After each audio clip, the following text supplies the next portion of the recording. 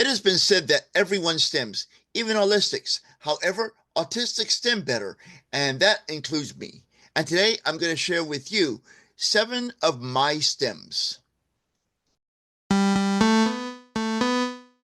Hey, define yourself, for I am Chris Mitchell, the confident autistic. I'm a late diagnosed autistic adult and a certified confidence life coach. Here on my YouTube channel, I share videos that will educate you on adult autism, videos that will empower you to start living your confident autistic life, and videos about my journey as a late diagnosed autistic adult. What is stimming? Stimming is a term for self-stimulating behaviors, which are repetitive movements or sounds that people use to help manage emotions or cope with overwhelming situations. And here are 7 of the stims that I use to help me self-regulate as a late diagnosed autistic adult. I like to play with fidget spinners. I have a fidget spinner here. I love spinning these, and it's not going to pick up well on the camera, but I like to hold it up to a light or a different light source. Could be, the sky, whatever. And you can see different color patterns in the fidget spinner as you're spinning.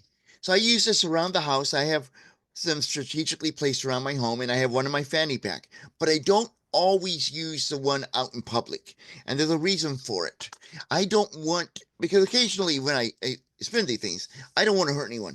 They sometimes get away from me and they fly and they hit somebody or hit something, and I don't want to hurt anyone, and I certainly don't want to break anything that I got to pay a lot of money for.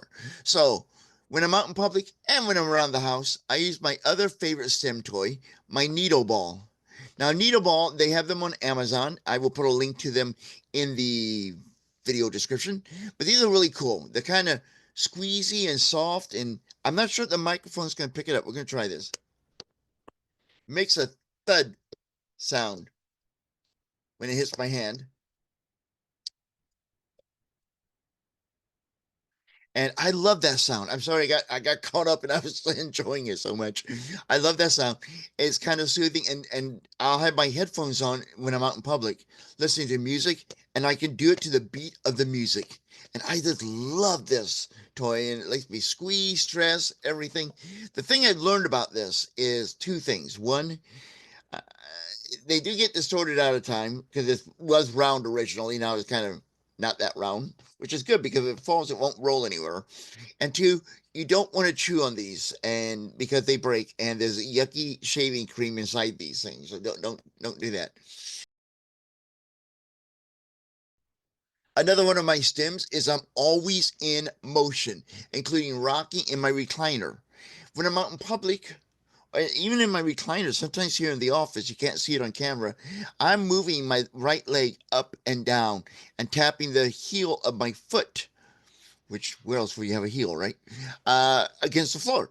And that's one of my stims. It helps me calm down and regulate myself if I'm in a noisy environment, a crowded environment, the waiting room, my doctor's office, waiting in the exam room for my doctor to come in, and I'm just getting restless, fidgety, and anxious and all.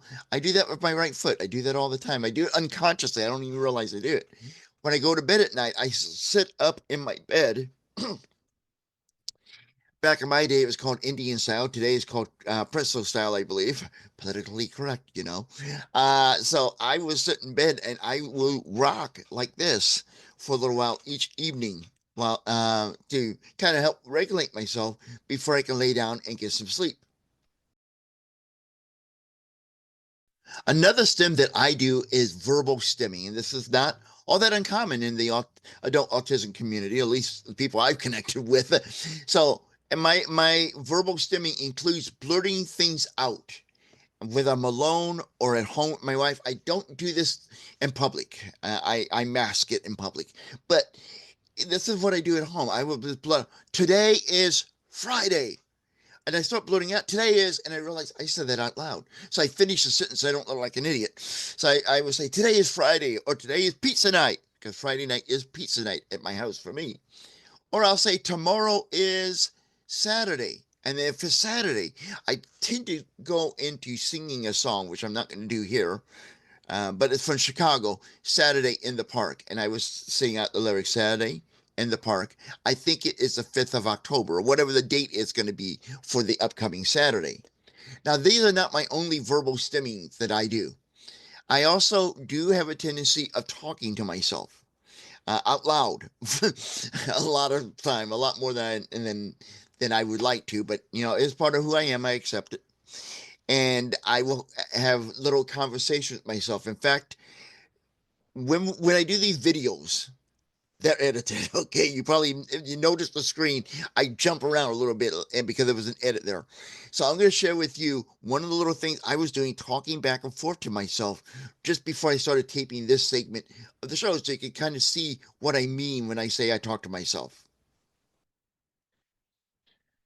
All right, we're going to do the verbal stemming over because I am going to talk about talking to myself. Now, this has been a part of me, talking to myself, been a part of me since I was young. I remember doing it in my room when I was a little kid, and my mom came in there and kind of scolded me for, don't talk to yourself, it's weird, or something to that effect, which I'm sure if you have that same stim or any stim, you may have heard that from a holistic, well meaning person. So I kind of started masking and hiding as much as I could. And there are times I like to retreat to be alone so I can do that stim and nobody sees it and I'm not embarrassed and I don't have people looking at me like he should be under supervision 24 hours a day. I don't want that happening. So, but I know this is a stim, and the reason I know this is when I was young, I want to say grade school, maybe a little bit older, but definitely while I was a child. I knew this. I did not know it was stemming, but I knew I talked to myself, and I wanted to get that gone because I know, in the holistic world, people don't do that, and if you do, people start thinking he really should be somewhere outside the community, and I don't want that. So I tried stopping conversation with myself. I said I'm going to stop. I'm going to go cold turkey. Got stuck there, didn't I? Go cold turkey and in this, quit talking to myself. And I tried it. And I was saying less than 15 minutes, probably less than 10. I started going, no, the silence drove me batty. And I just said, that's fine. This is part of who I am. If I can't talk to myself, I'm not going to regulate. I'm going to be so miscabubulated that I'm just going to go nuts. So I allow myself to talk to myself all the time. I actually have a joke about it on my office door where I work from home. And it's a sign that says, if you hear me talking to myself, I'm just having a team meeting, or words to that effect. Here's a picture of the sign. And I got the sign off of Amazon. I'll put a link to that in the video description as well. The fourth stem of mine I'd like to share with you today is that I chew on a lot of things. When I was a kid, I used to chew on pencils to the point that the little wooden piece would come out like splinters, and I would have to make sure I don't swallow any of them. I always loved doing that, and I so do. I chew on pens. I don't have one here to show you, but I chew them so badly that I just got to throw them away. But they become sharp pieces of plastic, and because I love putting things in my mouth. I love doing that, and that is one of my stims that I do. I really cut back on that. I do most of that privately. I don't do that too much in public. Now, if I'm at a meeting or somewhere and it's long and I got to fill out papers and all, I will sometimes chew on my pen there. But yeah, I do. That's one of my forms of stimming. I like to put things in my mouth, things that should not be in my mouth. There are times I have put this fidget spinner in my mouth. And as I mentioned earlier, I put this in my mouth and I learned not to put a needle ball in your mouth and chew on it. I would squeeze it and make it feel like a binky. And there's, like I said earlier, yucky tasting shaving cream in these things. So don't do that. So I chewed on a lot of things that I should not have. I put stuff in my mouth and I realized that had no business being in there. Another one of my stems is I do like making noise with my mouth. And I have a few repetitive phrases I say to myself that I believe I do to help regulate myself. Like I have, I will make noises like I love doing, and I did this when I was a kid. I love this one. This is my turn signal. Love doing that. That's relaxing to me. Or I'll make up some music, maybe not from an actual song, just some music. Do do do do do do do do do do. Love doing that. My dad used to hum a lot, his music as a kid, and I was never good at that, and I didn't like my dad's music. Well, no offense to his music, okay? Just when you're a kid, that's old people music. I want to hear today's music, so that's why. But I do that with my stems. I like to make sounds with my mouth. I like to. Oh, this is one of my favorites. And ladies, forgive me. I like making farting sounds with my mouth, and then you get slobber all over yourself. So I don't do that too often. So I do weird noises with my mouth, and there's some sounds that I say in my mind, words or phrases I love saying. That maybe not make any sense to anyone else, but they kind of are soothing to me, and it's kind of rhythmic words. I don't want to say the whole, because these are actual people's names in it, so I'm not going to say it. But I would take somebody who I knew in my life and take the name and rhyme it with something like, um, I'm trying to think of an example off the top of my head without using an actual one because I don't want to reveal anyone's names that I do this with. There's not that many I do, but I don't. Now I'm gonna have my friends write me. Do you do one for me? But I have done it with my cat. Let me use that one. We had a cat named Casey Critter. Casey Critter, don't you fritter, Casey Critter, Casey Critter. And then I actually have a song for each of the cats that we've ever had or we have. The one for Do the Gator Bug, we had a cat named Gateway. And some of these are like parodies of actual songs, so I'm not going to do all of them.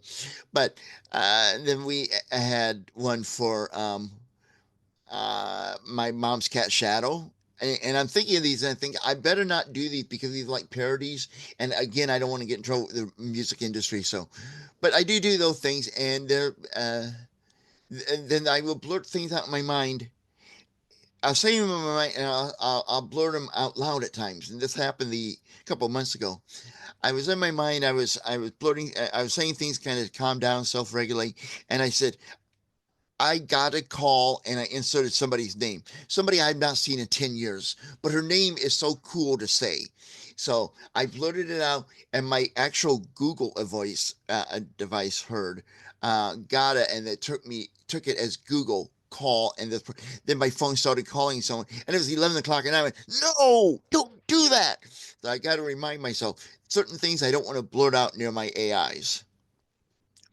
Now, before I continue, please take a moment to help grow the channel by liking and sharing this video. And if you like the content that I post to the channel, please subscribe. And when you subscribe, do not forget to ring the bell to be notified of new videos and when I go live on this channel. Now, there's two more stems left, and the first of the two that are left, I need to give you a kind of a warning. And this is a little bit disgusting, but I'm going to be authentic with you. I'm confident enough to share it with you because I know we're all mature adult people. I like to pull skin off and chew on it. I have some stuff on the side of my neck, both sides of my neck.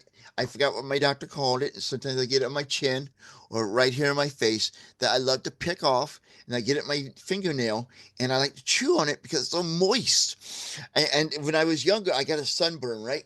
And you know how you could peel off that skin? Oh, I was sitting in high school, and I would pull off strips, and my goal was, what is the longest strip I can pull off? And then I chewed on it in class.